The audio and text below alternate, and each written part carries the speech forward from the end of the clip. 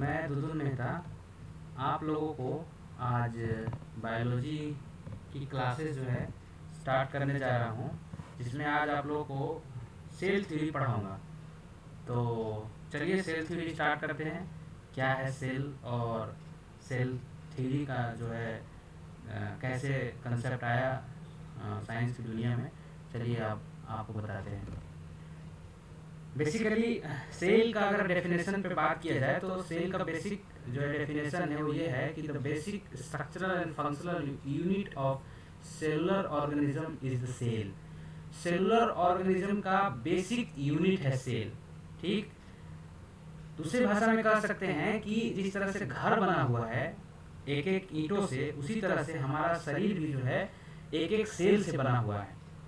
दूसरा हम कह सकते हैं कि सेल एक एक्वस कंपार्टमेंट है, एक ऐसा कंपार्टमेंट जो घिरा हुआ है मेम्ब्रेन से और उसके अंदर पानी भरा हुआ है। ठीक है, एक्वस कंपार्टमेंट है, अंदर में पानी है 70% और उसके चारों तरफ मेम्ब्रेन है। ठीक, which is capable of independent existence and performing the essential function of life, और लाइफ के फंक्शन को परफॉर्म करता है। एक सेल क्या है कि अपने लाइफ के फंक्शन को परफॉर्म करता है। लाइफ का फंक्शन क्या है? तो लाइफ का फंक्शन है respiration, reproduction, locomotion and nutrition. ये जो लाइफ के मेन फंक्शन है वो सेल जो है परफॉर्म करता है, तो उसको बोलते हैं कि सेल है। और सेल क्या है? एक्वस कंपार्टमेंट है जो घिरा हुआ है मेम्ब्रेन से। ठीक है, और उसको भी बेसिक भाषा में अगर आप समझेंगे तो ये समझिए कि सेल जो है बेसिक यूनिट है लाइफ का। ठीक, अगला बात कह रहा है कि all organism more complex than virus consist of cell. मतलब सेल जो है वो ऐसे ऑर्गेनिज्म में प्रेजेंट होता है जो मोर कॉम्प्लेक्स होते हैं, लेकिन वायरस जो है वो सेल से नहीं बना हुआ है। क्योंकि वायरस का सेल जो है रेस्पिरेशन, रिप्रोडक्शन और भी जो सेलुलर फंक्शन है वो परफॉर्म नहीं कर पाता, इसलिए वायरस को सेलुलर और नॉन सेलुलर ऑर्गेनिज्म के बीच में रखा गया है। ठीक है, viruses are non cellular organism because they lack cells और सेल लाइक स्ट्रक्चर। उसके पास सेल लाइक स्ट्रक्चर भी नहीं है। ठीक है, इसलिए वायरस को नॉन सेलुलर ऑर्गेनिज्म कहा जाता है। अब आपसे हम बात कर रहे हैं हिस्ट्री का, तो मैं बहुत ज़्यादा अंदर हिस्ट्री में नहीं जाऊंगा, आपको हिस्ट्री की बातें बहुत ज़्यादा नहीं बताऊंगा। मैं थोड़ा सा ही आपको इंट्रोड्यूस करूंगा, क्योंकि आज मैं सेल थ्योरी के बारे में बात करूंगा आपसे। तो हिस्ट्री में यह है कि सेल को पहली बार किसने खोजा? सेल को पहली बार किसने खोजा? तो सेल को पहली बार जो है रॉबर्ट हुक ने 1665 ईस्वी में जो है उसको डिस्कवर किया। ठीक है, कॉर्क सेल में। ठीक है, पीस ऑफ जो है कॉर्क सेल में जो है उसको पहली बार देखा। तो वो देख रहा था जैसे हनी बी का छत्ता दिखता है जिसमें बहुत सारे जो है घोंसले होते हैं, कॉम्ब होते हैं, उसी तरह से सेल में भी बहुत सारा कॉम्ब दिख रहा था। तो रॉबर्ट हुक ने उसको जो है पहली बार जो है सेल बोला। ठीक है, the word is derived from the Latin word cellula. जो वर्ड है सेल, वो वर्ड डिराइव्ड हुआ है लैटिन वर्ड से। उस जो है वर्ड क्या था? सेलुला से, जिसका मतलब होता है स्मॉल कंपार्टमेंट। ऐसा एक चीज जो कंपार्टमेंट के जैसा हो, जैसे एक रूम है, उसी तरह से सेल के बारे में पहले लोग समझते थे कि सेल ऐसा ही होता होगा, एक रूम के जैसा, एक कंपार्टमेंट के जैसा। Hook published his finding. अब आपसे कोई पूछ देगा कि ये फाइंडिंग कहाँ हुआ और किस में पाया गया, मतलब कौन सा पब्लिकेशन में, तो हुक ने अपनी जो फाइंडिंग है, अपनी जो रिसर्च का जो फाइंडिंग है उसने पब्लिश किया माइक्रोग्राफिया जो है, अपना फेमस बुक जो है माइक्रोग्राफिया में। तो आप उसको देख सकते हैं। ठीक है, आप इसको याद रख सकते हैं। अगला जो है सेल थ्योरी, वो एंटोन वॉन लियनहॉक ने लिविंग सेल ऑर्गेनिज्म को जो है लिविंग सेल को ऑब्जर्व किया। एंटोन वॉन लियनहॉक, आप इसे याद रखेंगे। Anton von Leeuwenhoek was first propose the observe living cell. Living cell को पहली बार किसने ऑब्जर्व किया? तो एंटोन वॉन लियनहॉक ने, अंडर द माइक्रोस्कोप, जब उस समय माइक्रोस्कोप का खोज हो चुका था। और एनिमल कुली जो है, एनिमल कुलीज इसका नाम दिया, और उसका मीनिंग था लिटिल एनिमल। उसका मीनिंग उसने क्या दिया? Little animal, little animals. ठीक है, छोटा जानवर या छोटा जंतु। ठीक, इसके बाद on the basis of internal architecture, अंदर के जो स्ट्रक्चर हैं उसके आधार पे। और दूसरा बात मैं ये आपको बताना चाहता हूं कि सेल जब ओरिजिन हुआ, धरती पे आया सेल, तो उसके बाद बहुत सारे सेल में कंपार्टमेंट डेवलप हुए, सेल के अंदर में सब सेलुलर ऑर्गेनेल्स डेवलप हुए, जिसको मैं आपको आगे बताऊंगा, आगे के लेक्चर में बताऊंगा। उसका मैं अब एग्जांपल बता रहा हूँ कि उसमें न्यूक्लियस है, आपको गोल्गी बॉडी है, एंडोप्लाज्मिक रेटिकुलम है और लाइसोजोम है, ये सब कंपार्टमेंट अंदर सेल के अंदर डेवलप हुए। तो जो न्यूक्लियस से पहले सेल था और न्यूक्लियस के बाद सेल का जो है अलग तरीके से स्ट्रक्चर डेवलप हुआ और सेल दुनिया में अडॉप्ट हुआ। जिंदगी जो है अडॉप्ट हुई, अलग अलग तरीके से, अलग अलग फॉर्म में जो है अडॉप्ट हुई। तो उसके लिए सेल को दो तरीके से हम समझते हैं। एक सेल जो है, सेल जब न्यूक्लियस नहीं बना था उससे पहले वाला सेल को बोलते हैं प्रोकैरियोटिक सेल, और जब न्यूक्लियस बन गया तो उसके बाद वाला सेल को बोलते हैं यूकैरियोटिक सेल। तो हम कभी आपको यूकैरियोटिक और प्रोकैरियोटिक सेल का डेफिनेशन और उसके बीच में कंपैरिजन को भी अच्छे से समझाएंगे अगले नेक्स्ट वीडियो, इसी वीडियो में आपको बताएंगे। पहले मैं आपको बता दूं कि सेल थ्योरी को पहली बार जब सेल का जब ओरिजिन हो गया, सेल को लोग समझने लगे, तो फिर लोगों ने बोला कि सेल भाई कहेंगे किसको, मतलब एक साइंस की भाषा में एक बात को रखने की बात होती है कि कैसे रखा जाए। तो एक साइंटिस्ट हुए एमएस स्लीडन और दूसरा साइंटिस्ट है स्वान, ठीक है। 1839 ईस्वी में उन्होंने, एक बॉटनिस्ट हैं और दूसरा जो है जूलॉजिस्ट हैं, उन्होंने दोनों ने मिलकर सेल थ्योरी का डॉक्ट्राइन डेवलप किया और सेल थ्योरी दिया।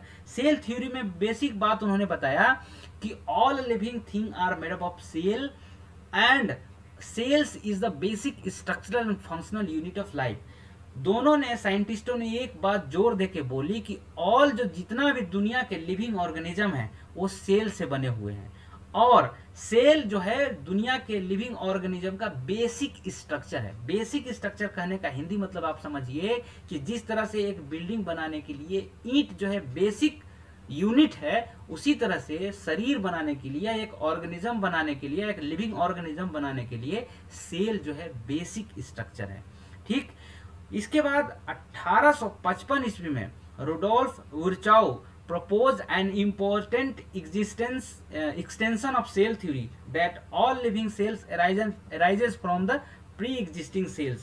उन्होंने बोला, वुरचाउ साहब ने बोला कि जितना भी सेल है वो प्री एग्जिस्टिंग सेल से ही एराइज हो रहा है। ऐसा नहीं है कि सेल फिर नया से ओरिजिन हो रहा है और सेल जो है फिर नया से फिर उसका इवोल्यूशन हो रहा है, नहीं। वो बोल रहे हैं कि सेल जब दूसरा बन रहा है तो वो जो सेल ऑलरेडी पहले है उसी सेल से बन रहा है। सेल का फिर दुनिया में नया से ओरिजिन नहीं हो रहा है। ये उन्होंने कौन बोला? 1855 में रुडोल्फ विर्चाउ ने। ये बहुत बड़ी बात है सेल थ्योरी में, आप इसको समझ रखेंगे कि जो सेल है वो एक सेल से ही दूसरा सेल बन रहा है। ऐसा नहीं है कि दुनिया में नया सेल इवॉल्व हो रहा है या नया सेल जो है इवोल्यूट हो रहा है, ठीक। दूसरा जो थ्योरी है उसमें तीसरा जो इंपॉर्टेंट थ्योरी है, non cellular organism such as virus do not obey cell theory. जो वायरस है जिसको नॉन लिविंग और लिविंग ऑर्गेनिज्म के बीच में रखा जाता है, आजकल तो कोरोना भी आप लोग जान रहे होंगे वो वायरस है, लेकिन वायरस जो है नॉन लिविंग ऑर्गेनिज्म और लिविंग ऑर्गेनिज्म के बीच में रखा गया है। अगर किसी लिविंग ऑर्गेनिज्म के अंदर चला जाता है तो अपना रिप्रोडक्शन का प्रोसेस शुरू कर देता है, तो उसको लिविंग बोलने लगते हैं, लेकिन वो हवा में पार्टिकल है तो उसको नॉन लिविंग बोलते हैं, ठीक है। तो आपको समझ में आ गया होगा कि 1839 ईस्वी में दो बेसिक जो बेसिक लोग थे जो सेल थ्योरी को दिया था, वो स्लीडन स्वान है, ठीक है। उन्होंने तीन बातें बताई कि all living things are made up of cells and cells is the basic structural and functional unit of life, ठीक। जो दुनिया में जितने भी सेल हैं वो सेल से ही बने हैं, और सारे ऑर्गेनिज्म का जो शरीर है या यूनिट जो है वो सेल ही है, ठीक। दूसरा जो बात है इसमें वुरचाउ का कि propose an important extension of cell theory that all living cells arises from the pre existing cell. जितना भी सेल बन रहे हैं वो जो सेल है उसी से नया सेल बन रहा है। ऐसा नहीं है कि सेल नया इवोल्यूशन हो रहा है। मैं इवोल्यूशन पढ़ाऊंगा तो आपको समझाऊंगा कि यूरेन मूलर का थ्योरी कैसे वहाँ पे काम करता है और कैसे अभी बताता है कि सेल का इवोल्यूशन या धरती पे जीव की उत्पत्ति कैसे हुई। लेकिन अब नया से धरती पे जीव की उत्पत्ति नहीं हो रही है। ऐसा नहीं कि कहीं से फिर नया से उत्पत्ति हो रहा है, सेल है तो वहीं से फिर नया सेल बन रहा है, ठीक। नॉन सेलुलर ऑर्गेनिज्म के बारे में बताएगा कि वायरस जो है नॉन सेलुलर ऑर्गेनिज्म है, जब किसी ऑर्गेनिज्म के अंदर वो एंटर कर जाता है तो वो सेलुलर ऑर्गेनिज्म हो जाता है, ठीक है। नेक्स्ट पे चलते हैं, नेक्स्ट, ओके। तो इस तीनों थ्योरी के आधार पे मॉडर्न साइंटिस्टों ने एक सेल थ्योरी प्रपोज की। अब आप इस बात को ध्यान रखेंगे, इस बात को याद करेंगे कि all cellular organism are made up of one or more sales. जितना भी दुनिया के जीव हैं वो एक या एक से ज्यादा सेल से बने हुए हैं। The cells in the structural and functional unit of life, जो सेल है वो सारे जीवों में स्ट्रक्चरल एंड फंक्शनल यूनिट है। स्ट्रक्चर मतलब उसका बॉडी बनाता है, और उसके अंदर में जो काम करने वाला यूनिट है वो फंक्शनल बोलते हैं उसको, काम करना, वो फंक्शनल यूनिट भी क्या है, सेल है। All cell arises from pre existing cells by division. एक सेल या जितना भी दुनिया में सेल्स बन रहे हैं वो पहले वाले सेल से ही बने हैं, और किसके द्वारा बने हैं, सेल डिवीजन के द्वारा बने हैं। ठीक, energy flow occurs within cell. दूसरा बात, बेसिक बात यह है कि सेल के अंदर एनर्जी का फ्लो होता है। ठीक है, एटीपी का जनरेशन होता है। फोटोसिंथेसिस जो आप देखते हैं, सन का लाइट को फोटोसिंथेसिस करके जो है एनर्जी बनाता है, फिर एनर्जी उसको कंज्यूम करता है, तो एनर्जी का फ्लो होता है सेल के अंदर। ठीक है, और सबसे इंपॉर्टेंट बात जो लास्ट में है कि cell contain heredity information. Cell अपना जितना भी इंफॉर्मेशन है, जो भी काम करता है, जो भी फंक्शन है, उसके अपने पास जो है, उसके लिए अपने पास जो है एक इंफॉर्मेशन जो है रखने वाला चीज है जिसका नाम है DNA, deoxyribonucleic acid, which is passes from cell to cell. मतलब एक सेल से दूसरे सेल में पास ऑन करता है, यानी एक जनरेशन से दूसरे जनरेशन में पास ऑन करता है। मेरा एक जो है लेक्चर आप देख लेंगे कि डीएनए जो है एज ए जेनेटिक मटेरियल, मतलब एक जनरेशन से दूसरे जनरेशन में कैसे जो है इंफॉर्मेशन पास ऑन होता है, वो डीएनए ही है जो एक जनरेशन से दूसरे जनरेशन में जो है इंफॉर्मेशन को पास ऑन करता है। तो all cells have basically the same chemical composition. और देखा जाता है कि सारे सेल में बेसिकली जो होता है, सारे सेल जो बने होते हैं बेसिक स्ट्रक्चर से बने होते हैं। सारे सेल में लिपिड होगा, सारे सेल में प्रोटीन होगा, सारे सेल में कार्बोहाइड्रेट होगा, सारे सेल में जो है बेसिक प्रोटीन का स्ट्रक्चर होगा। तो जो सेल बने होते हैं लगभग बेसिक जो है स्ट्रक्चर उसका सबका समान होता है। ठीक, इतना तो आप समझ गए होंगे। नेक्स्ट पे चलते हैं। फीचर जो है, अब हम आपको बताया था वहां पे कि सेल जब न्यूक्लियस से पहले, न्यूक्लियस का जब ओरिजिन हुआ उससे पहले सेल को जो है प्रोकैरियोट बोलते हैं, और सेल में जब न्यूक्लियस का उत्पत्ति हो गया, जब न्यूक्लियस फंक्शन करने लगा, तब हम बोलते हैं कि ये सेल जो है यूकैरियोटिक है। तो दोनों सेल में क्या अंतर है, प्रोकैरियोटिक सेल और यूकैरियोटिक में, मैं शॉर्ट में आपको यहाँ पे एक पीपीटी के द्वारा समझा रहा हूँ कि पहला जो है membrane bound nucleus prokaryotic cell में एब्सेंट होता है और यूकैरियोटिक सेल्स में जो है प्रेजेंट होता है। ठीक, डीएनए कम्प्लेक्स्ड विथ हिस्टोन। तो प्रोकैरियोटिक सेल्स में जो है हिस्टोन प्रोटीन नहीं होते हैं, कम्प्लेक्स नहीं होता डीएनए जो है हिस्टोन से, लेकिन यूकैरियोट में हिस्टोन जो है प्रेजेंट होता है और कम्प्लेक्स होता है।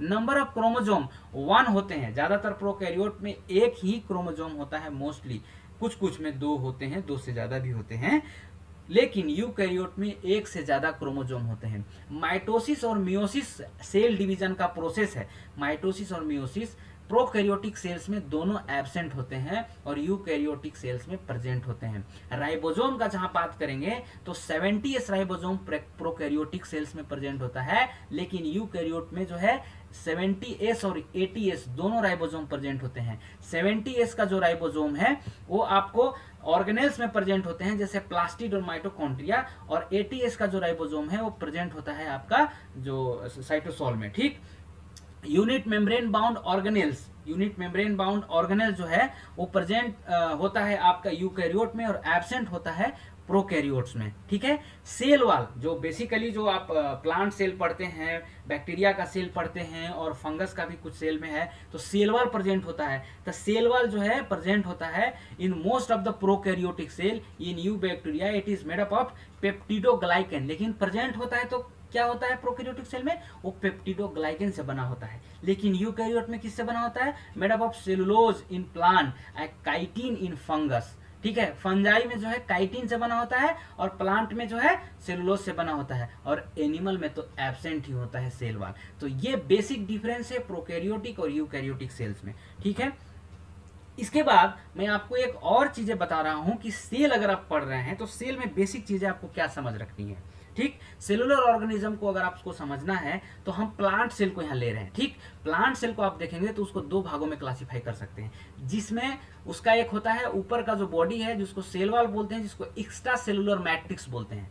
ठीक है, सेल वॉल को जिसको एक्स्ट्रा सेलुलर मैट्रिक्स बोलते हैं, और दूसरा जो पार्ट है जिसको प्रोटोप्लाज्म बोलते हैं। प्रोटोप्लाज्म नॉन लिविंग इर्गास्टिक बॉडी और लिविंग प्रोटोप्लाज्म दोनों से मिलकर बना है प्रोटोप्लास्ट। ठीक है, दोनों से मिलकर बना है प्रोटोप्लास्ट। कौन सा, ergastic body plus protoplasm is called protoplast. ठीक है। तो उसको अगर आप प्रोटोप्लास्ट को क्लासिफाई करेंगे या डिवाइड करेंगे तो वो दो भागों में आप क्लासिफाई कर सकते हैं, एक में आएगा न्यूक्लियस, दूसरा होगा साइटोप्लाज्म। अब साइटोप्लाज्म पे चलते हैं। साइटोप्लाज्म को अगर आप क्लासिफाई करेंगे तो उसमें दो भाग होंगे, एक जो है साइटोसोल होगा जिसमें साइटोप्लाज्मिक मैट्रिक्स होगा, और दूसरा जो होगा ऑर्गेनेलीज प्रेजेंट होंगे साइटोप्लाज्म में। साइटोप्लाज्म में जो ऑर्गेनेलीज प्रेजेंट होंगे उसमें दो तरह के ऑर्गेनेलीज प्रेजेंट होंगे, एक होगा डबल मेम्ब्रेन बाउंड ऑर्गेनेलीज और दूसरा होगा सिंगल मेम्ब्रेन बाउंड ऑर्गेनेलीज। पहला जो डबल मेम्ब्रेन बाउंड ऑर्गेनेलीज है जिसमें है माइटोकॉन्ड्रिया और प्लास्टिड, और दूसरा जो सिंगल मेम्ब्रेन बाउंड ऑर्गेनेलीज है उसमें है Golgi body, endoplasmic reticulum, peroxisome and lysosome. ठीक है, तो ये हमारा वीडियो जो है कंप्लीट हो गया। Thank you.